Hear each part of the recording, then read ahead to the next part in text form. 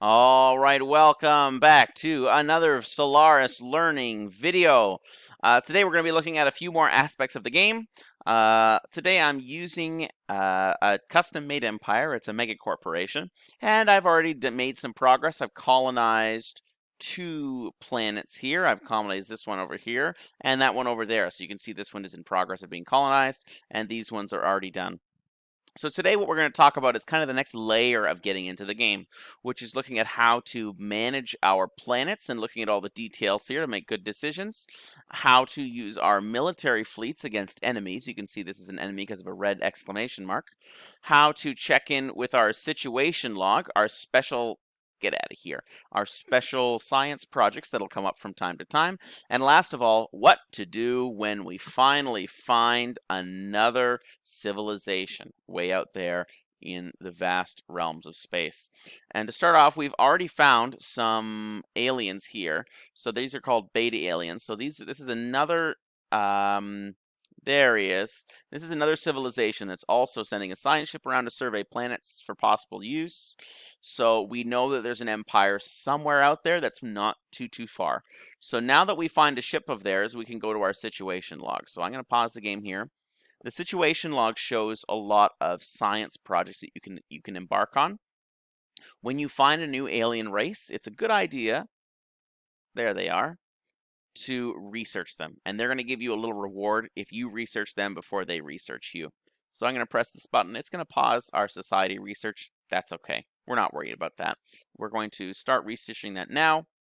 And whenever you do come across new aliens, it'll usually use a Greek letters like Greek alpha aliens, gamma aliens, zeta aliens, things like that.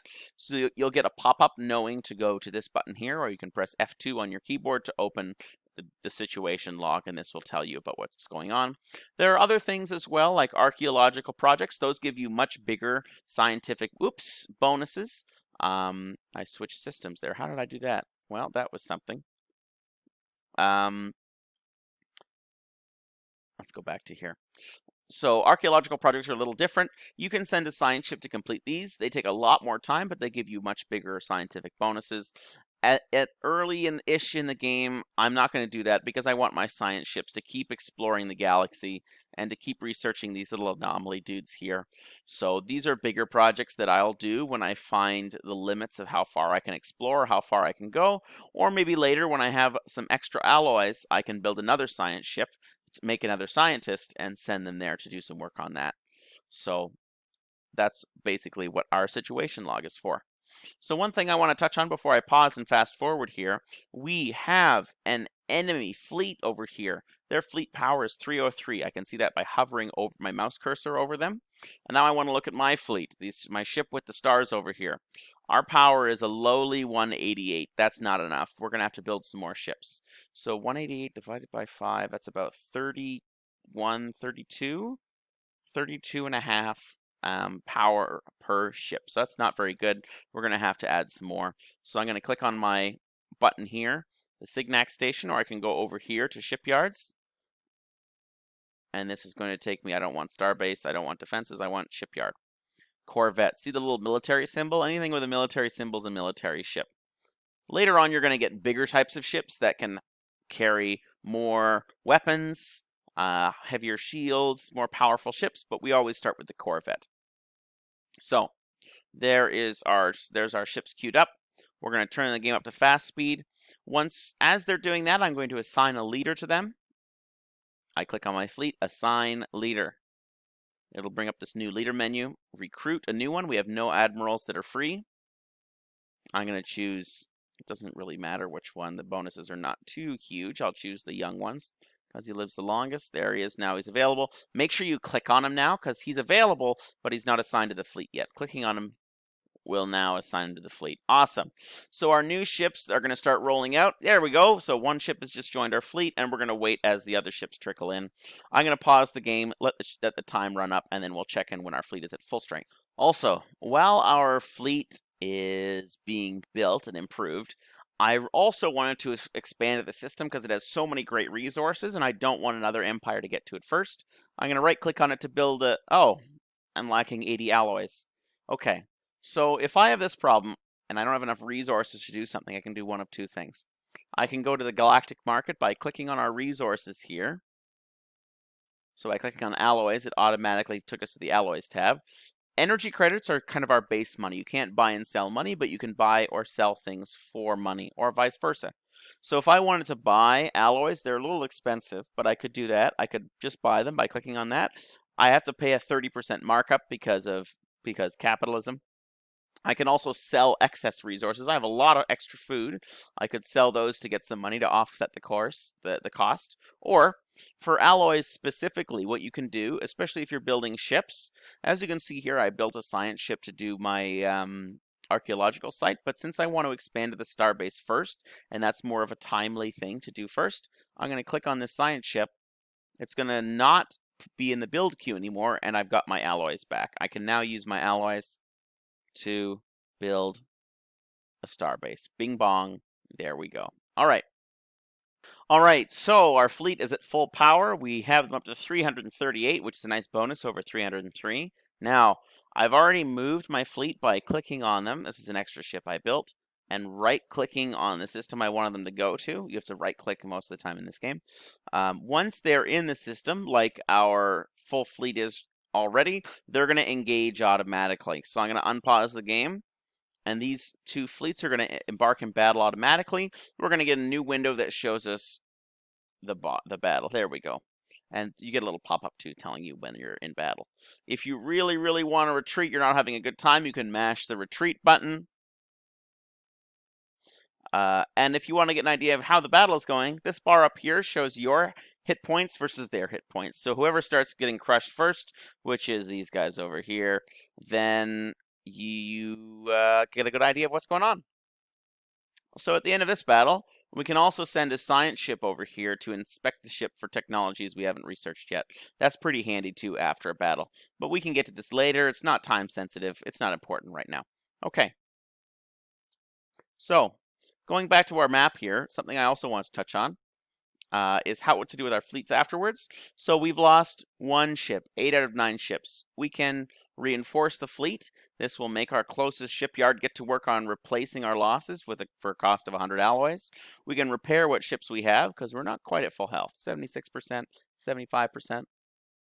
Repairing is free. There's no cost to it. And when you research new technologies as well, you can hit the upgrade fleet button. That will cost you more alloys, especially if you let there be a big gap between the technologies, between what the ships have and what you've researched, but it'll also bring the ships up to date. I want to save my alloys for something else. So for now, I'm just going to click on repair fleet. It's going to send them back. They're going to get fixed up for free, and I'm going to get a little pop-up when they're done. The next thing I wanted to move on to, as I unpause the game and let them go on their journey back to port, is our traditions. Unity is a very special resource in this game. Unity is the vision for your empire, basically. It comprises of the special abilities and bonuses you want your empire to go along. Whether you are peaceful, whether you are warmongering, whether you are scientific, if you're going to be a trade nation or what you want to be, these traditions will allow you to specialize your empire. And since the cost of doing these Unity perks increases over time as your empire gets bigger, it's important to choose which ones you want to do first. I chose prosperity because I'm a mega corporation and I want to earn lots and lots and lots of money and resources to make and use and sell. But early on in the game, some really good ones are discovery, which is really going to help you for exploring exploring the universe, the galaxy, and getting more technologies. Expansion is also pretty good as well.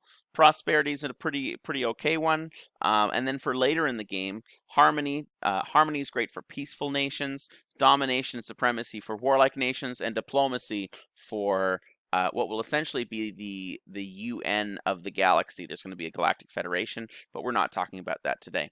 But once you complete one of these full boxes, I'll do another one here. There we are. You get an Ascension perk, which is another bonus to your entire empire. So read through the Ascension perks when you have one available, and whatever sounds like a good one for your empire. It could be research speed bonuses, it could be a better fleet, it could be more resources. And if you're not sure, you can ask somebody or you can look them up as well. But I like to choose one that fits in with what kind of empire I'm playing. So since I'm a mega corporation, I'm probably going to go for one that gives me money, maybe better tech, maybe more resources, something like that. So now that we've finished with that, I want to move on to planetary management. And then once we finish that, we're going to also talk about our beta aliens. We're almost done researching these beta aliens here, and we'll get a little window for them once I unpause. But I quickly wanted to talk about planetary management. As you can see, I have some icons here. When you have little icons here, you can do something with your planets. This planet not down here, nothing's happening with it. I can leave it alone, but this one needs some tending to. Let's take a look. This big fancy window here is going to have a lot of information here, but I'm going to try and summarize it into the three main areas. You have your districts, you have your special buildings, and you have what your people are doing, how happy they are. Districts are basically cities or areas you can specialize in things. You can make more food, more minerals, more energy credits, or this last one, city districts, gives you trade value and amenities. Trade value means money, and amenities means happiness, how many jazz clubs and Buick museums you have on your planet. So if this one is in the negative, it's a good idea to choose city district. We're not talking about trade in this episode right now, so we're not worrying about that so much. In order for your districts to be useful, you need to have workers. As you can see, we have a worker that's unemployed. So what I want to do is make sure that usually happens when this available job thing goes down to 0, but because I have robots, that's a special situation. When I have people that are unemployed, then I want to build more districts to put them to work, to earn me resources, and also to keep them happy. They can also go to work in these special buildings here. Now, these special buildings play a very special part in the game. These special buildings, when I click on this, when I have an empty spot, I have some very special buildings that I can build here that will usually just cost me minerals. And what they're going to do is they're going to turn something into something else. You can have alloy foundries to increase how many minerals that you make. You can have a monument to increase unity to get more perks. Civilian industries to get more consumer goods. Consumer goods are actually very important, and you're going to find that your income of consumer goods is going to go down as your empire gets bigger. You're going to need more consumer goods as your empire grows, because consumer goods are used in many, many buildings. This one uses consumer goods. This one uses consumer goods. This one uses consumer goods. Which other ones? There's a lot of them that use, yep, this one uses research labs for more research. This one uses consumer goods. So you're going to find that if your number is pretty low, or if you need more of them, you're going to want to build civilian industries for more consumer goods. And another important one is for empire sprawl. This is an important little part. I know it's a lot of information so far, but I think this is about almost the end of it right now. Empire sprawl is kind of a gauge of how big you can manage, how big of an empire you can manage.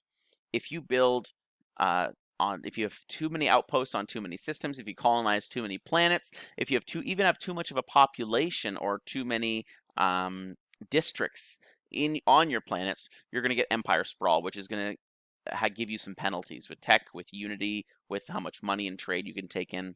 So this special building, the administrative office at the top, that's going to bump up our limit. So if I build one of these, it's probably going to turn that 55 into a 70 or a 75. I'm going to do that when this is almost full or when I'm over. It's okay to be a little bit over by 5 or 10 points, but the more you go over, the heavier the penalties are. So I'm going to build one of these. But then when another slot comes up on this planet or another planet, I'm probably going to need to increase alloys or civilian industries. But that's all for planetary management. And there's one last thing I wanted to do before I run out of time.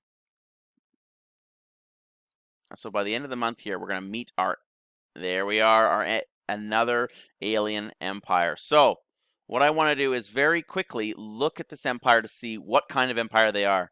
I'm going to go to contacts. I'm going to choose them. They're the only other ones here. I'm going to click on communicate, and this gives me all the information I need to know. So they're isolationists, so they're not going to be coming after us. They're not going to be aggressive. They have more fleet power than we do, but they have the same tech and economy. So I'm not too worried about them attacking us, but if they were a more aggressive nation, I would consider building up my defenses on this system here. And I can do that by clicking on my star base and clicking on defenses. So that I can do that if there's an aggressive empire. But that's basically the next layer.